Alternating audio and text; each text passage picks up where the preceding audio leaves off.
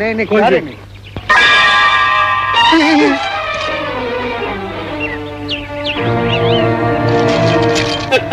આગળ મગ ને માખી વિનાનો એ જોડે ઉતારી દો દાગીના જો જીવવાનો હોય તો. હવે કાને દાગીના વાલે મારી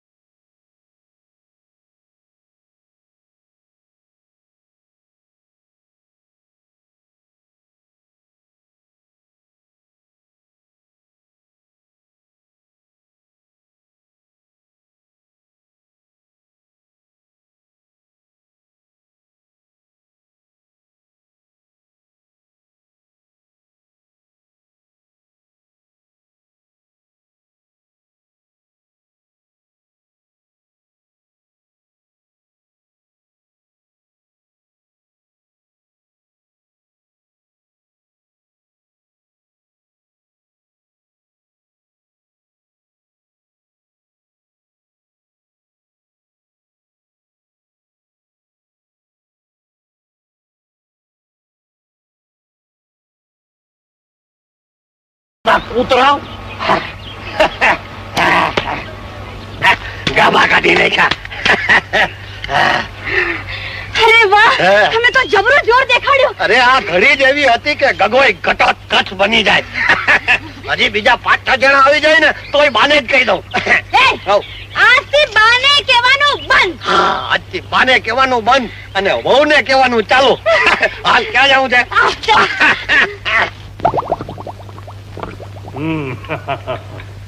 કરશનભાઈ આ 9 દિવસ ચાલ્યો ઓળો પર્વત કદી પીટાઈ જાય કેમ?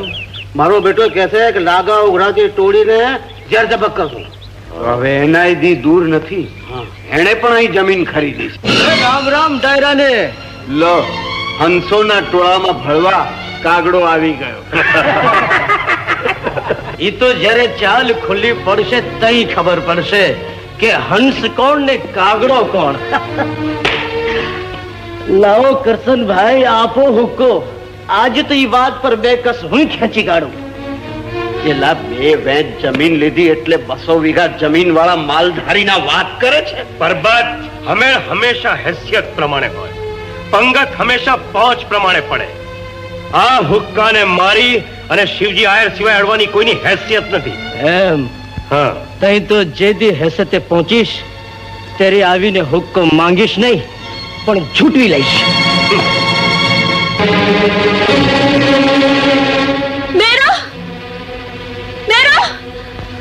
મોળાદી કેમ આટલી ગભરાયેલી લાગે છે? મેરો પારધીએ ઘેરેલી પંખીડી જેમ માળો ગોતે છે તેમ હું તને ગોતી રહી છું. શું વાત છે? મારા બાપુ મારા લગન પરાણે ઓલે લંપટ લાખા હારે કરવા માંગે છે. હું જીવ દઈશ, જીભ કચડીને મરી જઈશ, પણ એક ભાવમાં 2 ભાવ તો નહીં જ કરું. ધીરજ ધર મોળાદે, જ્યાં લગન આ તારો મેરુ જીવે છે ત્યાં લગી કોની તાકાત નથી કે આપણે નોખા પાડી શકીએ. હું સંધાને ભરી પીશ. ના મેરુ ના, મને મારા કરતા તારો જીવ વધુ વાલ્યો છે. હાલ હાલ આપણે ભાગી જઈએ. ના મોળાદે, હું ભાગેડું મખપવા નથી માંગતો. હું તને પરણીશ તો ચોરીએ ચડીને તું ફિકર ન કરતી. પણ મેરુ,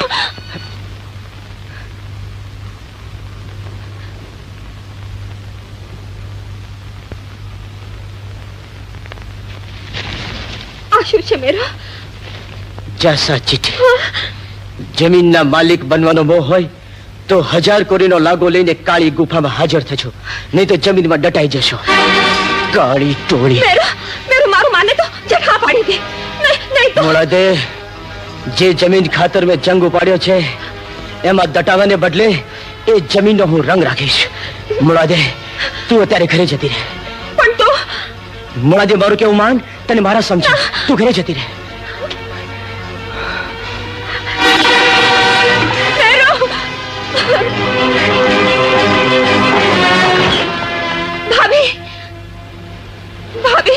કેમ કેમ આટલા ગભરાયેલા કેમ લાગો છો બેનબા? ભાભી પરબતને 1000 કોડીનો લાગો ભરવાનો જાસો મળ્યો છે ને નહીં ભરવા નથી માંગતો.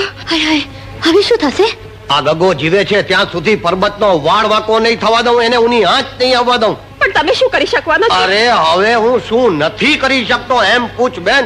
હવે હું ઓલો ગગો નથી રહ્યો કે હાવ ટપલી મારીને મૂંગો કરી નાખો. ઈ પર્વતનો હાથ તારા હાથમાં ના હોપું ને તો મને ફટ કહેજે. હા, ભૂકા કાઢી નાખો. પણ મારા ભાઈ ભાભી આ બધું તમે બેનબા હવે વાંધો નથી. અમે પરબતભાઈને તમને મળવા તમારી પાસે આવતા હતા ત્યારે માર્ગમાં એક ચમત્કાર થયો. હવે ચિંતા કરો માં, તમારા ભાઈ બહાદુર બની ગયા છે. હા ભાભી એવો ભાગ્યો કે રોકવાનું નામ નહીં. આમ તો ખબર પડે એવો મારીશ કે સાલાના હાડકા પાછળ તૂટી.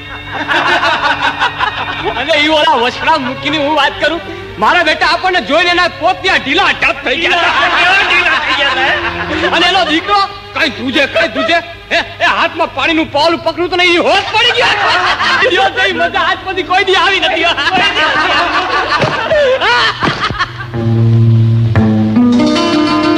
લાગાની 1000 કોડી લાવ્યો છે. હા તો લાવ. એ હું તમારા સરદારને હાથો હાથ સોંપવા માંગુ છું.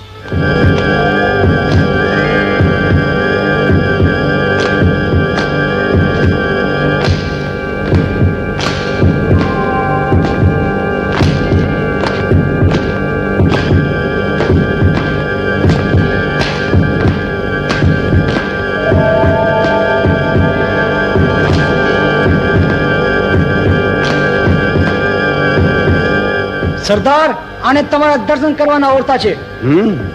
મર્દાનગીનું છોગું પહેરીને ફરતો પર્વત નીચું ઘાલીને આવી ગયો મારા શરણે. મર્દ હોય એ તારી જેમ મોડું છુપાવીને ના બેસે. જો ખરો મર્દ હોય તો હટાવ બુકાની, તો મને ખબર પડે કે હું મર્દ હારે વાત કરું છું કે મગતરા હારે. મારી બુકાની ખોલનાર હજી કોઈ પેદા નથી થયો. દેવકીના 7 બાળકોને મારનાર કંસ પણ એમ માનતો હતો કે એને મારનાર કોઈ પેદા જ ન થવાનો. ત્યાં તારી શું વિચાર? એલા સિંહની બોર્ડમાં આવીને શિયાળ જ્યારે લવારો કરે તઈ એના શું હાલ થાય છે એ તું જાણે જ? સિંહ કદી બોર્ડમાં શિકાર કરતો નથી. જાજી પિંજણ કરમાં મુદ્દાની વાત કર. 1000 કોરી લાવ્યો છે. અરે ઉપર 1000 હાથ વાળો બેઠો હોય પછી લાગો ભરીને તારા હાથ મજબૂત શા માટે કરું? આજે તો આખા ગામ વતી તને ભરી પીવા આવ્યો છું. હરામખોર, આ તું નહીં તારું મોત બોલે છે. આપણે એકબીજાનું પાણી માપી લઈએ એ પહેલા હું એટલું જ પૂછવા માંગુ છું કે આ તમારા મુઠ્ઠી ભર હજુરિયાઓ ઓછા તો નહીં પડે ને? ના ના, મને ઉતાવળ નથી. બીજા બોલાવા હોય તો બરકી લાવો. જોઈ શું રહ્યા છો? હાડકે હાડકું ભાંગી નાખો એનું, જીવ તો ભાવમાં ભંડારી દો એને.